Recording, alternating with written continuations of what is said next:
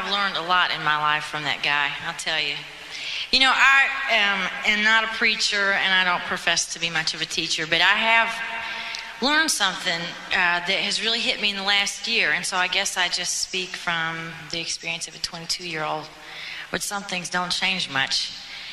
And I think what that is, I think what I've learned is that for so many years of my life, I put so much importance on knowledge and knowing things. And that's really important, but it's not the most important thing. And it's come about in a real practical way that I've changed my mind about a couple of things. For a while, I was kind of in a group that was just into, you know, you've got to know this, you've got to know that, you've just got to know everything about your faith, you've got to know everything to tell someone every possible detail of who God is, who we are as Christians. And I agree with knowing, but I'm realizing the weight of the truth that knowledge without love means nothing. And I thought about it in a real kind of silly way someday, but I picture a lot of my thoughts instead of thinking words. And I was wondering, you know, if somebody that I really esteem as a spiritual giant, it's kind of a funny phrase, but would be walking down the street. I just can't imagine anybody walking behind them thinking, wait a minute, I can tell by the way you walk that you can name all the books in the Bible in order. I can tell it's something about the way you put one foot in front of the other foot. You know, and I realized how so many things that we put a lot of weight on, you just can't tell about a person. It doesn't affect the masses. I don't think the person sitting next to you in traffic looks at you and think, there's something about the way their hair is combed. I think they memorized 2 scriptures this morning. It's just something about the way it lays across the back of the car seat. You know, I can tell by the way they drive. In reality, the only thing people can tell about our relationship with the Lord is how we love them. They will never know how smart you are. They'll just know how you react to them.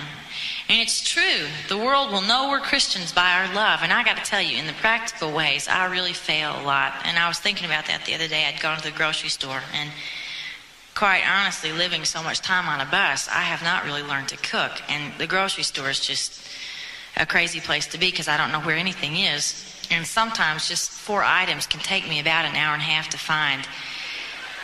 So what I do is just allot myself a lot of time and get my little shopping cart and kind of enjoy myself. But you know, when you have everything chosen and you're ready to leave, you know that feeling of, I gotta get out of here, because you're just going nuts. Anyway, they've got these things in Nashville called express lanes. And if you have 10 items or less or 12 items or less, you can go and they're supposed to check you out a lot faster. They have those here. Yes. Anyway, there's a lot of people in Nashville that can't read because what happens is you go up in these lanes and there are people that think their shopping carts are Mack trucks and they're piled about this high. And one time I was shopping and I saw this woman who kind of had that mentality and was just putting tons of stuff in her cart. And I didn't really think about it until I started to go up to the shopping checkout express lane. And it's really funny, those of you that shop regularly, everybody when they're finished is dying to race to the front of the line, but nobody wants to let on like they're racing. And so you just kind of take very long, quick, even strides, you know, and you're just hurry. Anyway, I saw her shadow coming around the last aisle of stuff, and it looked like a blimp. And I don't know how she did it. I know she burned rubber with a shopping cart because in 2 seconds, and she was right in front of me. And I'm so bad about that thing. Instead of being pleasant, all I can think of is, lady, I just want to beat the snot out of you.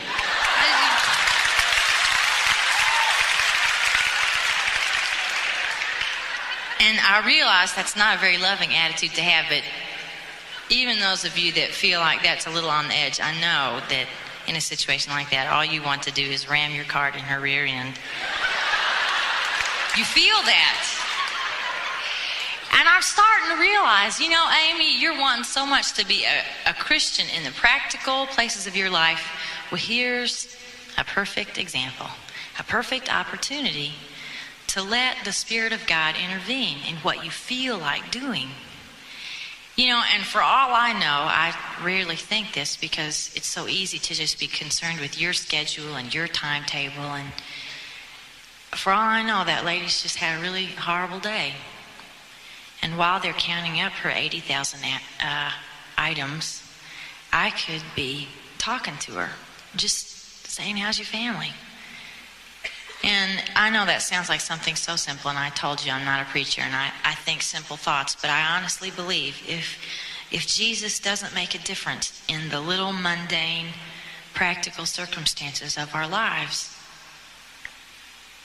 I just prayed he's made a difference at all.